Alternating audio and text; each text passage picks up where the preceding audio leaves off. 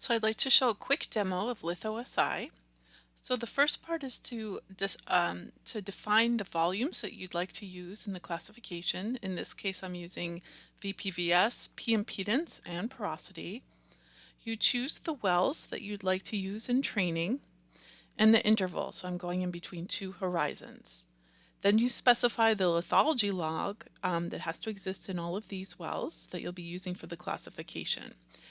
And so this classification is shown right here, consisting of high porosity, low porosity, wet shaly sand, and shale. You specify here the prior proportions. So in this case, it automatically calculates the prior proportions of each of these facies in the well logs.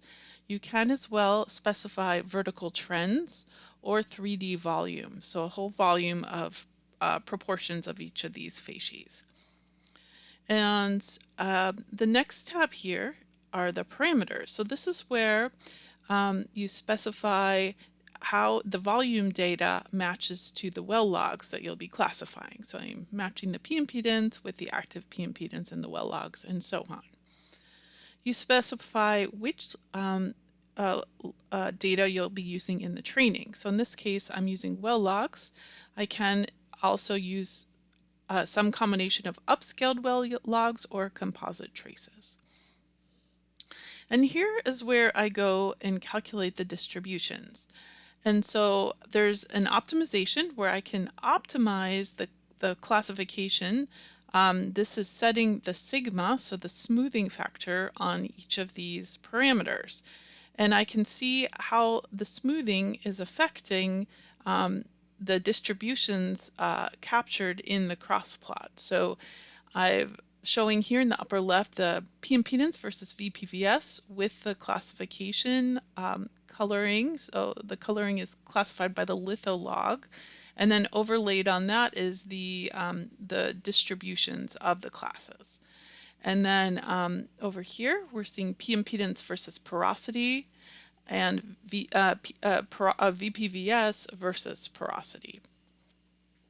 And so if I'd like to change the smoothing, I can just choose either all classes at once, or I can choose a particular class to change the smoothing on. So let's say I'd like to make the low porosity sand more smooth in the P impedance direction. So I'm going to smooth it. And you'll notice here how it updates so that this is more smooth rather than fitting the data as closely. And so I can see the effect that that has on the classification. So if I go to the confusion matrix, I have a choice of displaying the data for the well logs, upscaled well logs, and composite traces. So I can look at, say, let's go ahead and reset it back to the optimum, and then for all classes, and then compute, and we'll see a higher correct classification. So we're looking to see 100% in this box right here of the low porosity pay. So more is being correctly classified after I reset automatically to the optimum rather than changing the smoothing manually. I've also got some QCs here at the wells. So I'm able to look at the classification as applied to the wells themselves, the or the upscaled wells, and the composite traces. So on the left is the original well, and then the classification as applied to the upscaled well. And so here this is a multi, so I could slide along here and collapse this to view all of the wells. So this is well 2 right here, and I've got upscaled, and then composite trace here is a third column, and then there's well 3 here, and well 4, and so on. I can also QC on sections.